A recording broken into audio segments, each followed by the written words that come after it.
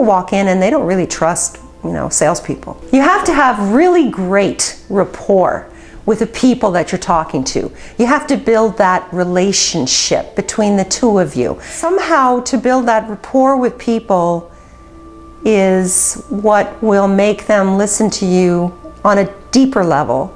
Hey, it's Paul. Thanks for coming into another edition of the Housing Industry Insider. And I have the very unique privilege today of interviewing, or at least letting you listen to, a new home sales counselor. I'm with Valerie Toller in Ottawa, Ontario, Canada, with Tamarack Homes in the Jackson Trails community.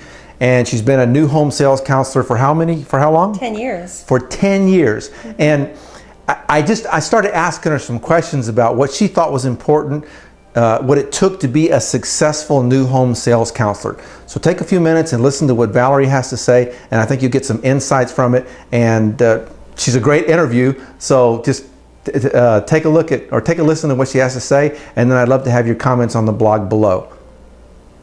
I have a client who's referred her cousin, her sister, a friend. She keeps bringing people in all the time. She's bought 2 homes here, and I swear to you, it's true. Because of that rapport that we created. She wants me to go help her with her colors at our design center. It's mainly because of the rapport. She could have bought anywhere. She could have bought something cheaper. But it was the rapport that did it. So, do you find that people are fearful of this really huge event, this really huge decision that they're faced with? Is there a lot of fear? And if so, what do you do to help them manage that fear? Yes, people are afraid. People are so afraid of everything. People are afraid to take a step. So, but you have to get them to trust you so that they're putting all their money in your hands, and your company's hands. But you're the company. Forget the company. You're the company. They don't know the company. What you need to know to help your customer, you have to give them what's important to them. You have to ask them, and you have to be honest about this. You have to ask them the questions that mean something to them. You have to know what's important to them. So when you find out what it is that's important to them, then you can talk about the features of your product. You can zero in to the home that might appeal to them. Why show them 50 homes when there's might be maybe only 2 or 3 that are important to them?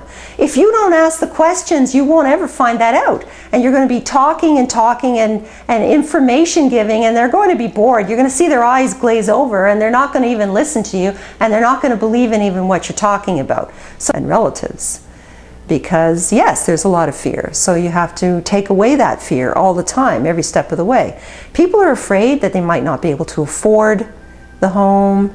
They don't understand how you have to know about finances a little bit as well. So you can know some simple equations on how to figure out what their mortgage payments might be. I'm asked that question sometimes. You also have to have good people in the back pocket. You have to be able to refer people to a good lawyer, to a good bank. You have to have other people that you can refer that are going to back you up.